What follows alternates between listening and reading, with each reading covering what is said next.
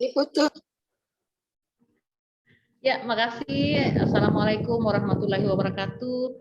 Selamat sore yang kami hormati Bapak Mentor, yang kami hormati Bapak Penguji, serta yang kami banggakan Ibu Dewi Lismiarti selaku peserta. Dan alhamdulillahirobbilalamin kita masih dimampukan sampai sore hari ini, masih kuat ya. Tetap semangat Ibu Dewi, silahkan langsung saja mempresentasikan rancangannya. Tabe silahkan.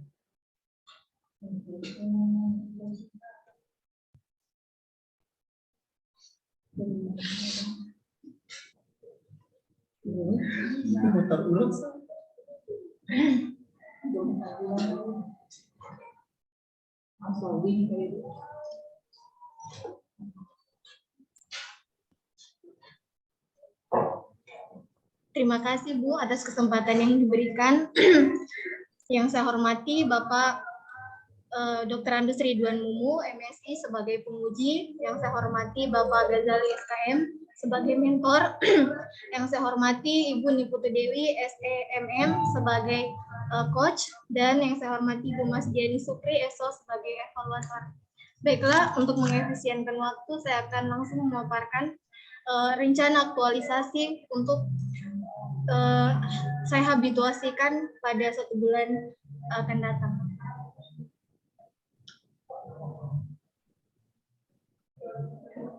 Saat ini Indonesia sedang dilanda pandemi COVID-19.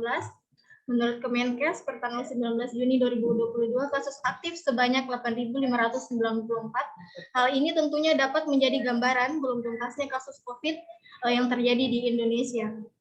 Selanjutnya, menurut penelitian terbaru, pasien jantung itu memiliki resiko lebih tinggi untuk mengalami gejala berat COVID-19. Selanjutnya, baru-baru ini dunia juga digegerkan dengan munculnya salah satu penyakit, yaitu hepatitis misterius yang belum diketahui etiologi atau penyebabnya, sehingga pemerintah mencanangkan upaya pencegahan pada kedua kasus ini, yaitu ada beberapa pencegahan, salah satunya yaitu dengan melakukan cuci tangan 6 langkah menggunakan sabun.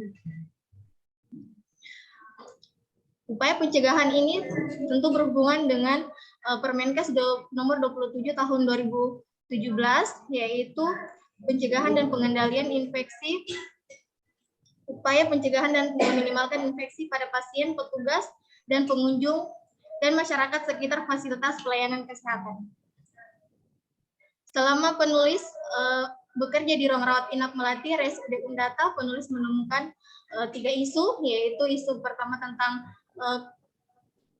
belum optimalnya privasi pada pasien, kemudian belum optimalnya penerapan 6 langkah cuci tangan pada pasien, penjaga pasien di ruang rawat inap Melati, kemudian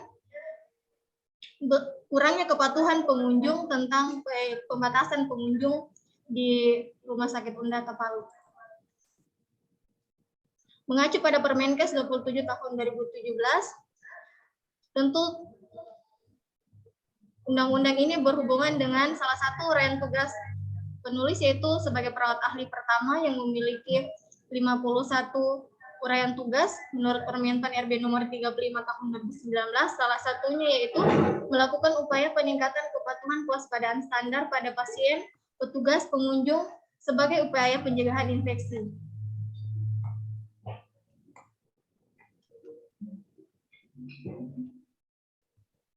Berdasarkan isu yang penulis angkat, kemudian penulis mengidentifikasi isu tersebut menggunakan metode APKL untuk mengetahui isu mana yang lebih prioritas atau yang lebih utama untuk diangkat dan dicarikan untuk pemecahan gagasan isunya. Sehingga penulis mengangkat tentang belum optimalnya penerapan 6 langkah cuci tangan pada pasien, penjaga pasien, dan pengunjung di ruang rawat inap Melati RSUD Undata.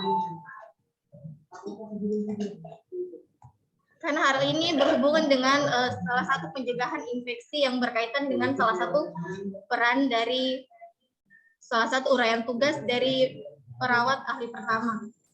Dampak jika isu tidak diselesaikan yaitu dapat meningkatkan risiko infeksi yang terjadi di rumah sakit maupun di luar rumah sakit. Selanjutnya, dari isu tersebut, penulis mencari apa penyebab dari isu tersebut menggunakan diagram fishbone, yang dimana penulis menemukan ada 4 penyebabnya, yaitu yang pertama belum optimalnya edukasi, kemudian belum optimalnya penyediaan sarana informasi, media informasi, kemudian kurangnya pengetahuan pasien, penyakit pasien dan pengunjung, dan belum optimal penyediaan sarana cuci tangan di rumah sakit.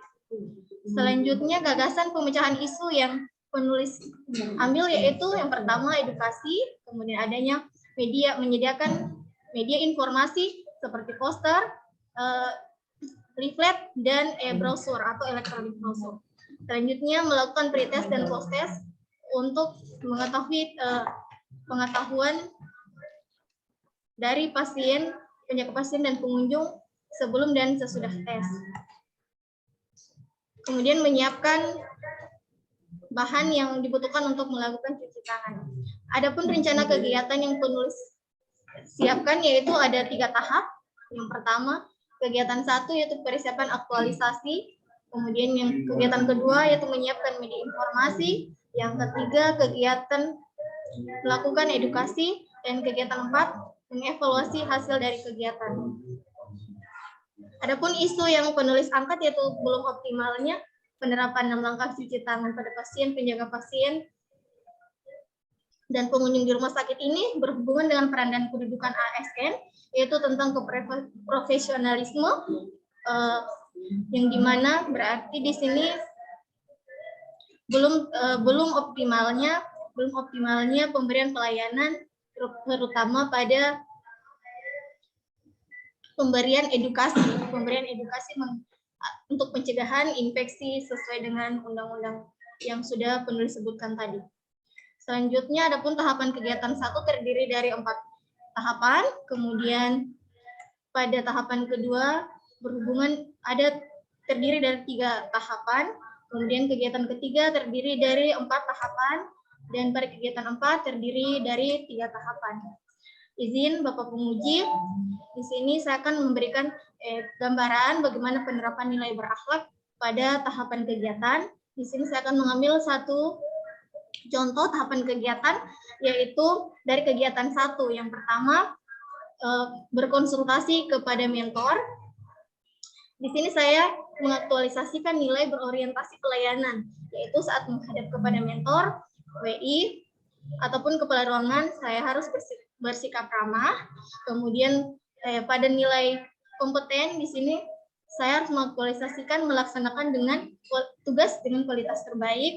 Selanjutnya pada nilai harmonis saya mengaktualisasikan nilai menghargai mentor, menghargai WI dan kepala ruangan tanpa membeda-bedakan status sosial, agama, budaya ataupun jenis kelamin.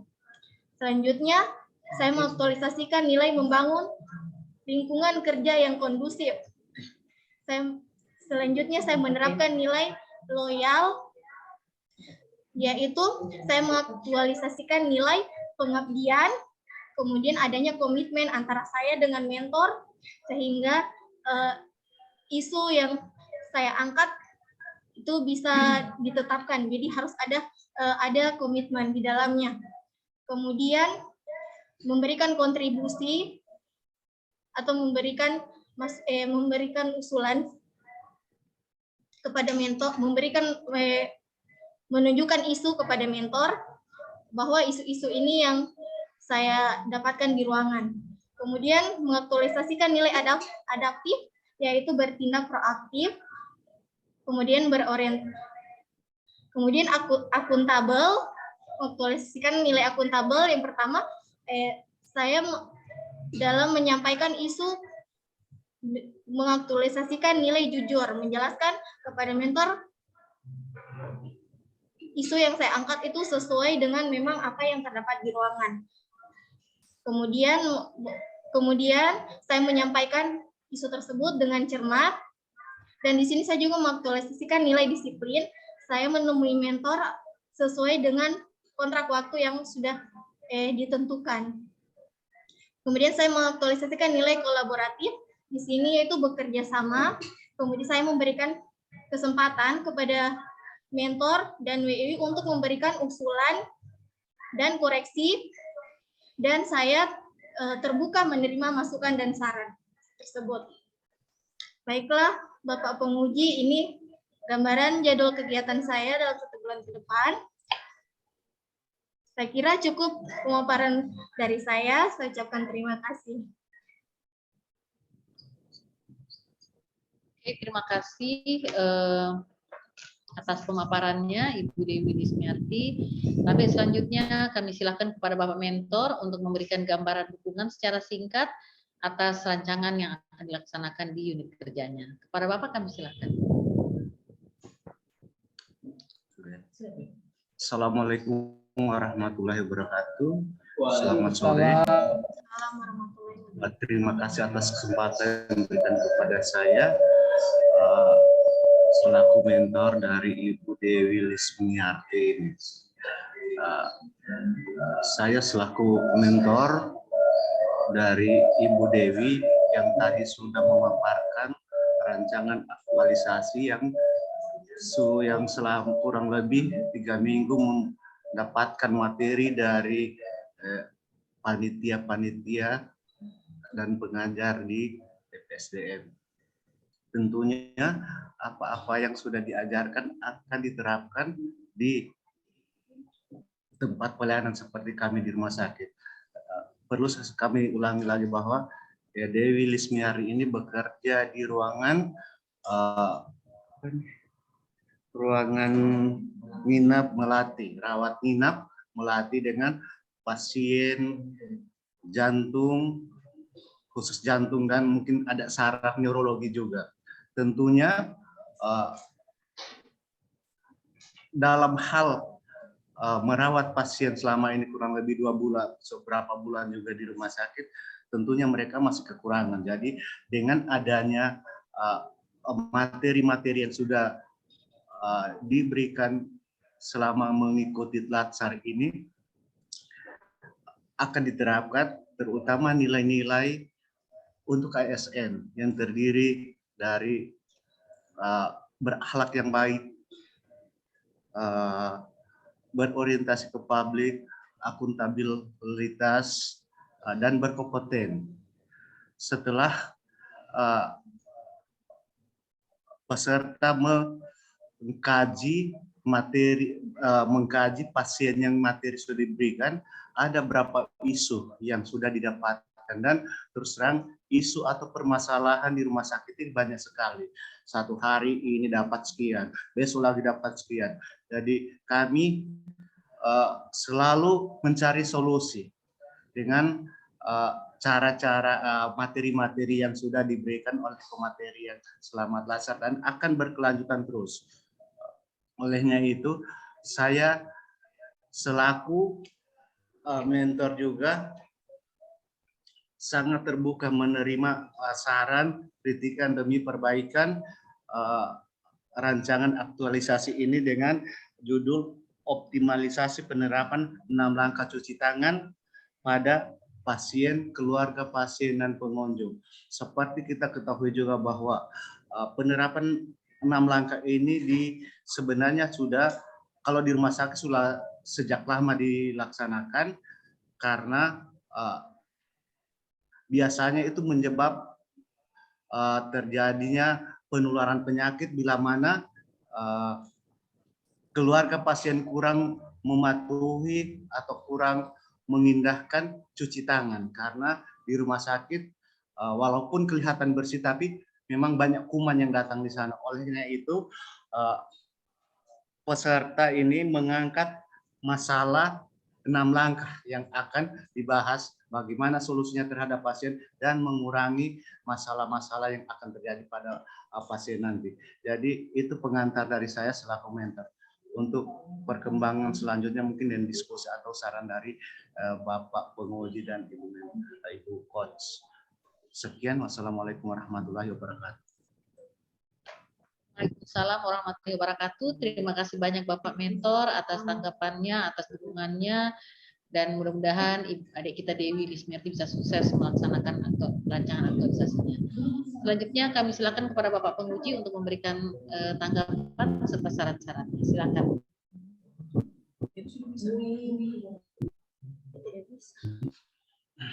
Ya, terima kasih. Assalamualaikum warahmatullahi wabarakatuh. Salam sejahtera untuk kita semua, salam sehat untuk kita sekalian. Yang saya hormati coach kami yang merupakan coach andalan kami, Ibu Ni Putu Dewi Setianingsih, yang begitu dengan sepenuh hati membimbing semua anak-anak peserta Lasar ini. Mudah-mudahan kalian melihat Ibu Dewi ini bahwa nilai-nilai dasar ASN itu yang berakhlak itu sepenuhnya ada sama Ibu Dewi. Mudah-mudahan juga Ibu Dewi ini juga sama seperti Ibu Dewi yang jadi coach ini mengaktualisasikan nilai-nilai ASN itu secara utuh.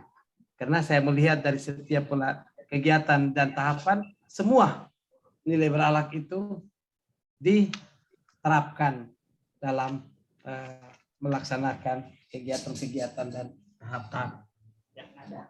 Mudah-mudahan Bu Dewi sama dengan Ibu Dewi sanggup untuk melaksanakan nilai-nilai itu di 1 bulan ke depan, bahkan untuk sehari-hari, mulai dari tingkah laku, ucapan, maupun penerapan-penerapan apa saja.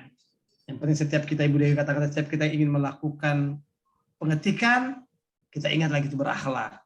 Setiap kita melakukan untuk berbicara, kita ingat lagi berakhlak agar lawan bicara kita tidak tersinggung. Tapi saya yakin dan percaya mulai dari penampilan Ibu Dewi, insya Allah nilai dasar ini secara otomatis akan dilakukan. Jadi saya tidak bisa lagi bertanya karena semua 7 nilai berakhlak itu diimplementasikan ke dalam keterkaitan substansi mata pelajaran, baik semua tahapan, baik tahapan 1, tahapan sampai semua.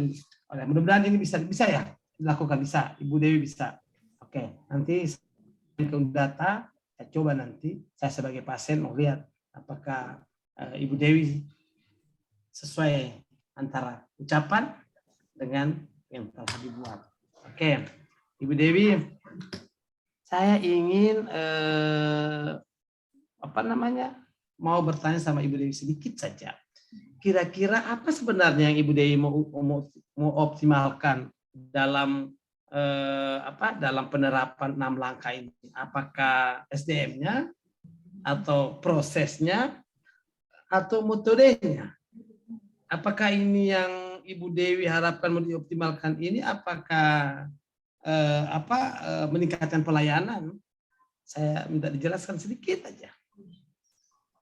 Terima kasih Pak atas kesempatannya. Izin menjawab. Di sini yang saya ingin optimalisasikan itu yang pertama metodenya, karena kebanyakan itu biasa masyarakat hanya tahu istilahnya mencuci tangan biasa, tapi mereka belum tahu dengan mencuci tangan 6 langkah. Kemudian yang saya mau optimalisasikan juga profesionalisme dari peran saya sendiri, yaitu untuk meningkatkan edukasi kepada pasien, penjaga pasien, dan pengunjung untuk mengoptimalisasikan peran saya dalam pencegahan infeksi di rumah sakit, Pak. Terus berarti kalau saya dengarkan dari penjelasan Ibu Dewi, sepertinya masih masih punya pengertian yang umum gitu. Saya ingin optimalkan SDM-nya, tapi tidak terlihat yang dioptimalkan apakah untuk meningkatkan SDM-nya supaya SDM-nya baik pasien maupun penjaga pasien maupun pengunjungan, bahkan mungkin teman-teman sejawat sendiri, apakah mau ditingkatkan pengetahuannya, apakah mau ditingkatkan attitude-nya atau mau ditingkatkan apanya. Dan kalau memang prosesnya, apakah penerapan 6 langkah cuci tangan ini memang betul-betul belum diketahui oleh pasien atau penjaga pasien. Coba nanti dikonsultasikan kembali dengan Ibu Coach, apakah optimalisasi ini yang masih berpengertian luas ini, karena Ibu ini kan akan mengaktualisasikan semua yang Ibu tulis. Tapi kalau dia masih berlaku umum, nanti di lapangan agak kesulitan gitu untuk mengukurnya, karena parameter atau yang mau diukur ini optimal ini sangat susah untuk mengukurnya. Tapi kalau kita mencoba untuk peningkatan, mudah sekali diukur. Jadi nanti dipertimbangkan kembali. Karena optimal susah tuh mengukur. Saya akan mengoptimalkan SDM, saya akan mengoptimalkan proses. Bagaimana mengukurnya? Mengoptimalkan bagaimana ukurannya? Ukurannya sangat umum dan sangat sulit. Tapi kalau kan jelas peningkatan 1, peningkatan 2, jelas peningkatannya, toh? Terus saya ingin satu lagi, Bu Dewi. Kira-kira kalau seandainya COVID ini sudah menjadi pandemi, apakah ini masih tetap ada? Tetap ada, maksudnya penerapan ini langkah cuci tangan, Pak? Iya. Oh iya, Pak. Masih. Tetap itu penerapan cuci tangan ini, Pak, harus tetap ada karena ini adalah salah satu upaya untuk pencegahan infeksi, penularan infeksi, baik itu bakteri ataupun virus, Pak. Jadi tidak pada saat COVID ini, toh? Tidak, Pak. Nah, cuci tangan ini tapi kalau satu saat, iya, saya takutnya nanti kalau COVID sudah berlalu dan sudah menjadi menjadi pandemi ya? Maksudnya sudah jadi penyakit biasa? Endemis. Oh, endemik. Apabila sudah lalu pandemi. Lalu pandemi, sekarang mau endemis. Endemik. Kalau sudah menjadi endemik ini tentu apakah langkah cuci tangan ini masih tetap harus disosialisasikan ke pasien, penjaga pasien, atau pengunjung, atau barangkali tidak dioptimalkan, atau mungkin sosialisasi barangkali nanti dicoba ya, atau sosialisasi. Jadi di situ kalau sosialisasi penerapan 6 langkah cuci tangan melalui, jadi kelihatan kelihatan inovasinya. Kalau sekarang ini sepertinya inovasinya ini belum kelihatan. Tapi kalau Anda menggunakan kata peningkatan melalui itu,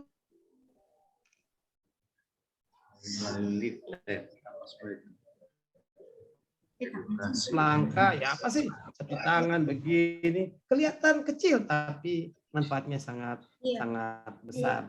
Terus saya minta apakah dengan adaptasi kebiasaan baru dengan 6 langkah cuci tangan ini,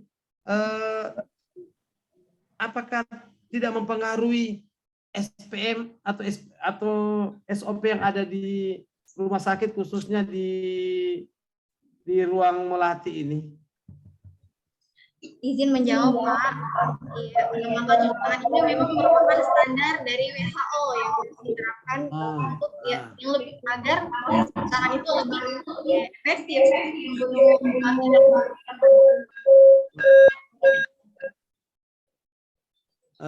Ini cuci tangannya ini pakai sabun itu atau pakai inspeksi yang ada di tiap-tiap ruangan?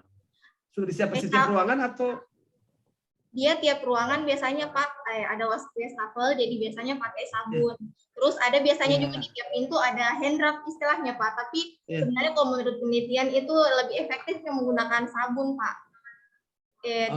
Tingkat efektifnya itu lebih efektif menggunakan sabun daripada menggunakan hand rub.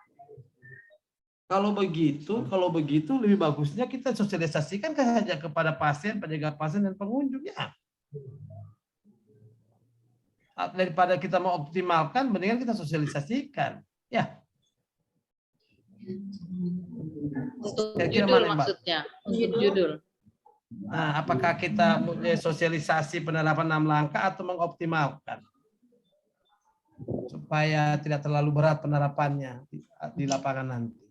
Bagaimana kalau peningkatan saja mungkin atau peningkatan nanti dikonsultasikan dengan Ibu Pas ya. Oke. Terus yang kedua yang terakhir apa? Oh iya. Sudah karena saya lihat tadi nilai-nilai dasar ASEAN Anda gunakan, cuma ingin tahu apakah nanti 1 bulan ke depan saya sama Ibu Coach kalau ke Undata bisa membuktikan bahwa 6 langkah cuci tangan ini efektif, efisien dan mudah dilakukan dan sudah ditingkatkan atau sudah disosialisasikan? Kapan kita bisa ke sana? Dan 1 bulan ke depan, kali ini kita akan melihat bahwa orang yang akan datang sudah otomatis, tidak lagi disuruh-suruh lagi. Sudah otomatis, baru masuk. Keluar, tolong coba, kita apakah bisa divideokan itu? Baik, Pak. Secara diam-diam, toh tidak diatur. Jadi ibu duduk, ibu lihat dia datang, dia cuci tangan, ibu tungguin lagi, dia keluar, dia cuci tangan. Kalau ini ibu bisa siapkan, ibu berhasil. Nanti ada peningkatan dari mereka yang tidak paham menjadi paham. Daripada kita mengoptimalkan, susah loh.